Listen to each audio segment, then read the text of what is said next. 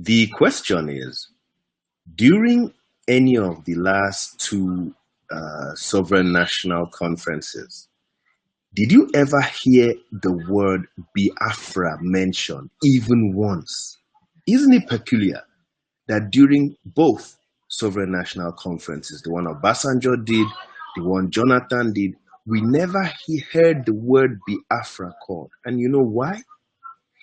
The reason is because that was a precondition in the selection of the people who came for those conferences. So if you remember, during Jonathan's Sovereign National Conference, we even heard them mentioning Oduduwa. We heard the Adamawa of Adamawa saying, Arewa, they are ready to break up, and, Adamawa, he has his kingdom in Cameroon. But we did not mention the word Biafra mentioned once. What's happening is the youth are never brought into that conversation. So each time you hear a national conference, it's a stage set up where they are bringing the same, a select cabal. So what you are witnessing right now with the Nnamdi Kanu, what you are witnessing with Arewa youth, indeed what you are witnessing with the Niger Delta people, everybody is declaring their independence October 1st. Niger Delta also chose October 1st. The Arewa youth said October 1st. What you are witnessing is a revolution of the youth. The youth in Nigeria are tired, and the problem is the same.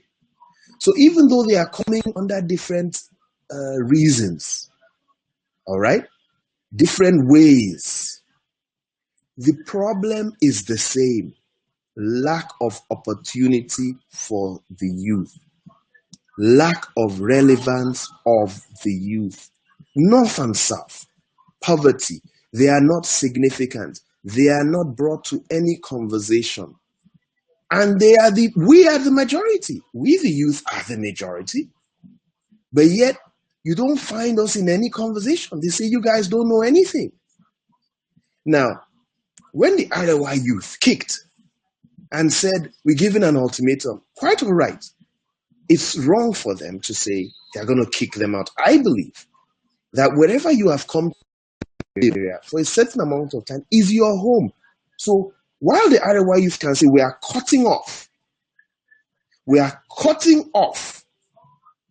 any Igbo who speaks Hausa, lives there, was born there, should stay there. If he wants to stay there, you don't see we are kicking people out. So that's where I disagree with them. But the fundamental of what they said is, it's time to cut off. The Igbo said they want to cut off. The Arewa youth said, let's cut off because we are tired of being insulted. We are poor. We are suffering. And then some people are insulting us. It's not our fault. You see? The Arewa youth are victims of the elites. The Igbo, now let's look at the Igbo side. Why is it that the people who always go to the national conferences never mention the word Biafra, even though Biafra is an agitation of the youth? Why is it that the governors of the states never mention Biafra? Do you know the easiest way to actualize Biafra is if the governors come together, band together and say, we are cutting off. Then they fulfill the United Nations criteria for succeeding. Once you have a defined territory and you have a government, you've succeeded. Then you can apply to the United Nations. So you do not even hear their senators making that proposition. For even regionalism, let's not even talk of secession, just regionalism. You never hear their governors talk about that. You never hear their senators. And these are supposed to be your representatives. So as a whole, everybody is shortchanged by the cabal. Now, when you look at the North, you see the North saying, oh, affirmative action. Our students need 1 or 2 credits. They don't have to be serious. The classrooms don't have teachers. The Northern elite never try to put teachers in the classrooms. They don't care. But where do all the Northern Rufai, Shetima, Atiku, where are all their children in school? The minute you hear something, you hear, oh, their children are in school in London, their children are in school in Dubai, their children are in school in America. So the elites are not giving their children affirmative action. They are making sure their children go to the top schools. But they maintain a system for the rest of the Northern youth where their education is down in the gutters and they say, oh, keep affirmative action. We don't have to have any criteria for going to school. Let our youth go to school with nothing.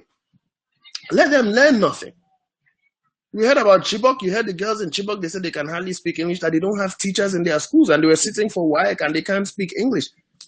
The northern elites don't care about the youth, and these youth are saying, I don't know whether you listen to the, what's his name, Sharif.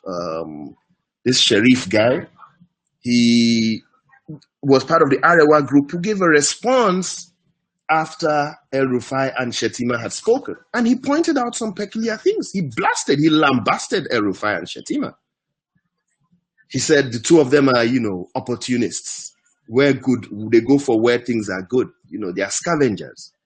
And he said the two of them, that's after them, El-Rufai had condemned them. And he's like, where were you guys when Northerners are being persecuted? Where were you when they gave a sit at home? Where were you when Hausa Fulani have been persecuted? And, whatever else he accused them of, you don't stand for us. But here you are condemning us and saying you're going to arrest us. And he said the two of them they're online. They're just looking like vultures waiting for Buhari to die and hoping for him to die so they can get the vice president position. He really finished them and he spoke articulately. He speaks very, very good Hausa. And he said that Shettima, that's why Shettima, we all knew this. Shettima invited Obasanjo over, Tinubu over for, he's launching stuff in Borno. He's suddenly inviting, Obasanjo, Tinubu. These are the big, the Mina and the owners of whatever. And he gave them award. Remember, he gave one of them award and stuff. And it's like, so basically he was like lambasting them that you guys are not interested in anything. You're just acting nationalistic because you're looking for the vice president position and trying to be president of Nigeria. Otherwise, you guys are not our leaders. And he's like, we are tired of you. You don't represent us. We are tired of you. We don't care about you. And that's what's happening right now. We are witnessing a youth revolution. I call it, my hashtag is Kill Goliath. And I'm like, November 1st, whatever else you guys want to try and be doing, I need you to come along with me and let us kill Goliath, as in kill the cabal. Now, I don't mean kill in a literal sense, but I mean it's time to get rid of the cabal. We need to liberate ourselves this, October 1st. I'm contesting in 2019, God willing, but it's October 1st, rather than all these other things you guys want to do. Niger Delta guys also said, we're going to declare independence. Let's declare independence from the cabal, because the cabal are central to the problem we have north and south. They are central to the fact that there is no referendum. They are the ones who don't believe in a referendum. They are the ones who don't believe in us talking. You don't have the president, you don't have Osinbajo or Buhari saying, okay, come to the table. Let's discuss with you, aggrieved people of the Southeast. Let's discuss with you, Arewa youth. Femi Fani-Kayode, he's a half brilliant man. He said, this whole thing that we are seeing in the North is a charade, and that the reason why they are doing it is because of Buhari's illness. And I'm like, that's why you're half brilliant. In November last year, these same people gave a 2-week ultimatum for the Igbo to leave when they were protesting, when they were demonstrating in Nigeria. They gave a 2-week ultimatum. And if you go further back, Arewa Youth Developmental Foundation, one of the groups, gave an ultimatum in 2014 when the Igbos were protesting again over something in Jonathan's time, and they were killing some Northerners died. They gave the same ultimatum. They gave a 2-week ultimatum for the Igbos to leave the North. So this frustration has been there. Anytime the Igbos are saying, you guys are whatever you are, it's a zoo, it's hurting these people because they are not the reason why they are suffering this way.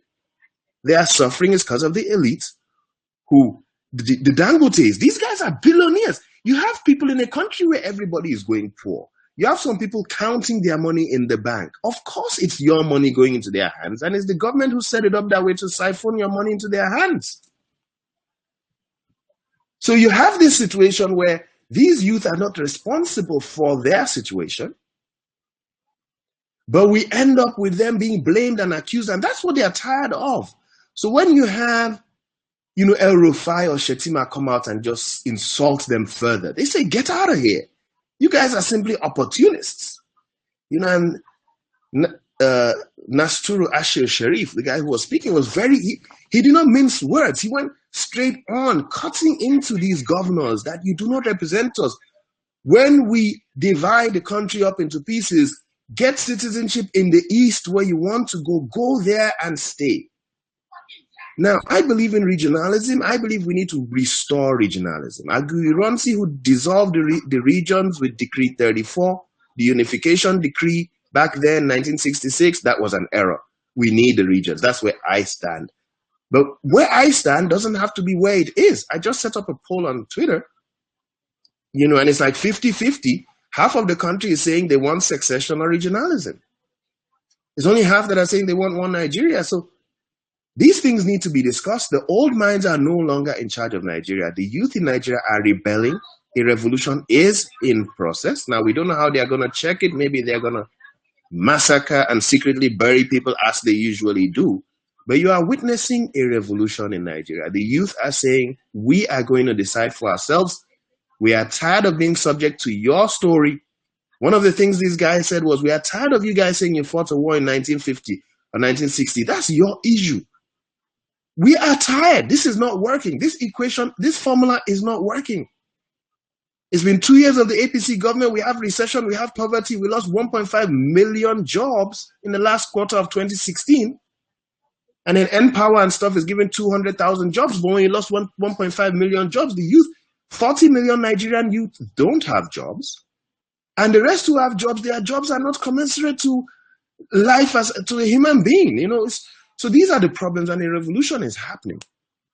Anyway, for my updates, I'm Dr. Perry Brimmer. Join my Twitter, US, that's +1 929 427 5305. That's +1 929 427 5305. Follow me on Twitter at Every Nigerian, or find me on Facebook with my website. Just type in www.advancednigerian.com. That's advanced with a D, Nigerian.com.